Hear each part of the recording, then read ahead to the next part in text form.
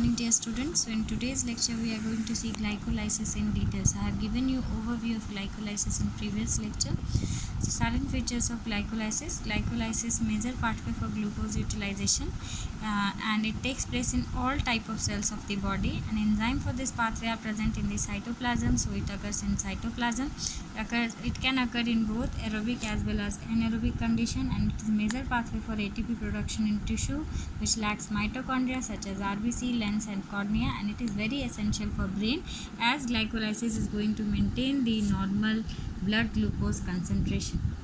Now coming to steps of glycolysis. Step 1 is conversion of glucose to glucose 6-phosphate. So this glucose is converted into glucose 6-phosphate. You can see phosphorus will be added to the 6th position of glucose, and it occurs by the action of enzyme hexokinase or glucokinase, and in this particular step one molecule of ATP will be utilized in the form of ADP. Next is this reaction is irreversible, means it can occur only in one direction, that is glucokinase or hexokinase can convert only glucose to glucose 6-phosphate, but they cannot convert back glucose 6-phosphate to glucose. Step 2 is isomerization reaction in which glucose 6-phosphate is converted into isomeric form, that is fructose 6-phosphate, by the action of enzyme phosphohexose isomerase. Next, this is step 3. Step 3 is conversion of fructose 6-phosphate into fructose 1,6-bisphosphate by the action of enzyme phosphofructokinase, and here also one molecule of ATP will be utilized. Step 4 is splitting phase, which involves conversion of breakdown of fructose 1,6-bisphosphate into individual 3-carbon glyceraldehyde 3-phosphate and dihydroxyacetone phosphate by the action of enzyme aldolase. Step 5 is isomerization reaction in which dihydroxyacetone phosphate is going to be converted into glyceraldehyde 3-phosphate by the action of enzyme phosphotriose isomerase.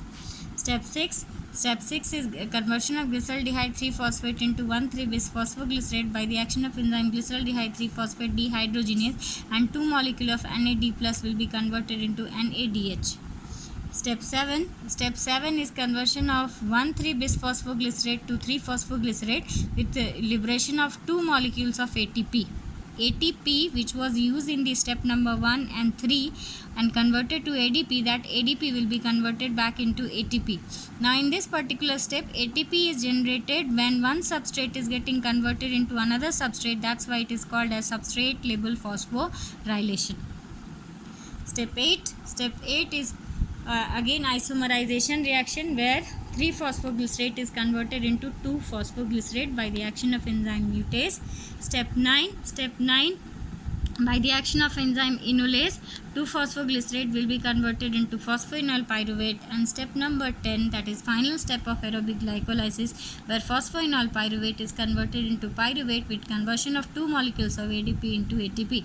This is also substrate level phosphorylation reaction. Now we'll see overall reaction of glycolysis. So you can broadly divide overall reaction of glycolysis into 2 phases. In the first phase, where ATP will be utilized, called as ATP utilizing phase. In this phase, glucose is converted into glucose 6-phosphate, 1 molecule of ATP will be utilized. Enzyme is hexokinase or glucokinase. Glucose 6-phosphate is isomerized into fructose 6-phosphate by the action of enzyme phosphohexose isomerase, and fructose 6-phosphate is converted into fructose 1,6-bisphosphate. Another 1 molecule of ATP will be used. So in this phase, 2 molecules of ATP will be utilized. So this phase is called as ATP utilizing phase. On the other hand, when fructose 1,6-bisphosphate is broken down into glyceraldehyde 3-phosphate and dihydroxyacetone phosphate, and again dihydroxyacetone phosphate is also converted into fructose 6-phosphate, glyceraldehyde 3-phosphate is again converted into 1,3-bisphosphoglycerate. 1,3-bisphosphoglycerate is converted into phosphoglycerate is converted into 2-phosphoglycerate. Phosphoglycerate is converted into phosphoenol pyruvate, and pyruvate is pyruvate. So in this particular reaction, you can see when 1,3-bisphosphoglycerate is converted into 3-phosphoglycerate, 2 molecule of ATP will be generated, and when Phosphoenol pyruvate is converted into pyruvate. There also 2 molecules of ATP are generated. This particular step and this particular step. So in this phase of the glycolysis, ATP are generated. This is called as payoff phase of glycolysis.